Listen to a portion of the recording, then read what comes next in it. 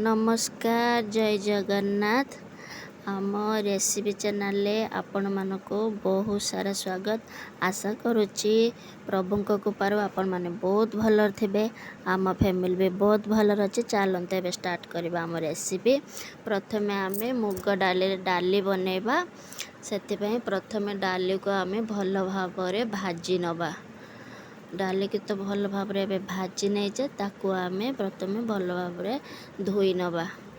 प्रथम से धोई देते कड़े डाली देकी लुण हल्दी आलू गोटे छोट बिलाती देकी छाड़ीदे किसी समय फुटियापाई छाड़ीदे। तापर आम डालीटा भी फुटी गला गैस सिम करके ढांकी दबा कारण आगुआ ढांकी देने डालीटा उतरी पड़ो। आउ गोटे साइड्र एबे आम भाजवा पोटल आलू भाजवा कषिया भाजवा से पोटल छोट छोट पीस कर काटी नहीं लुण हल्दी पके ताको भाजी नवा। एबे देखो पोटल आलू भी भजा हो जापटे डाली भी सीझी जाइए। एबे आम गोटे नुआ तरकारी बनैबा मुझे पणस मंजी पोई नाड़ी आ बोईताल आ बैगण ताकू एबे आम खट्टा पानी बनैबा। आपण मैंने केमती खट्टा पानी बनाते मत जाने हेल्ले मुई एमती खट्टा पानी बनाए।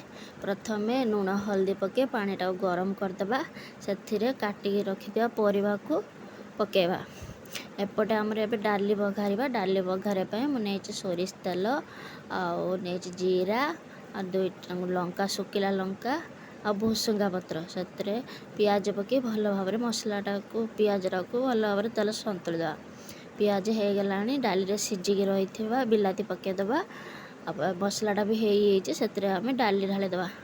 आम डालीटा भी आमर फुटी गला से पकईदे टे चीनी पकने बहुत टेस्ट लगे। ये देखते ये हूँ तेंतुली आ बतरी दबा। एपटे आम सीझी गला खट्टा पानी से तेंतुली पानी ढालीदे। परिवाटा भी आम तो सीझी जाइए किसी समय फुटियापाई एवं से आम छाड़ीदे। एपटे आमर कड़े ताती गला से आम छोट चामचर तेल पकई से पियाज पकईकी आम पोटल आलू कषियापाई मसलाटा प्रस्तुत करनवा। एपटे आमर अदा रसुण बिलाती देकी मसलाटा प्रस्तुत कर नहींचे से भाजी रखि पोटल आलू को पकई भल भाव किसी समय कषि नवा। देखंतु आमर तो कषि जाइए पोटल आलू कषा। एबे आमे बघारिबा खट्टा पानी बघारे नहीं भुसुंगा पत्र गोटा लंका रसुण प्रथम सोरिष तेल दे से पंच फुटण पकईदबा शुखिला लंका पकेबा आ भुसुंगा पत्र पकेबा पकईकी सी होगला से रसुण देदेबा। देखते आम मसलाटा भी हो गला से सीझिकी रही खट्टा पानी परिया को देदेबा।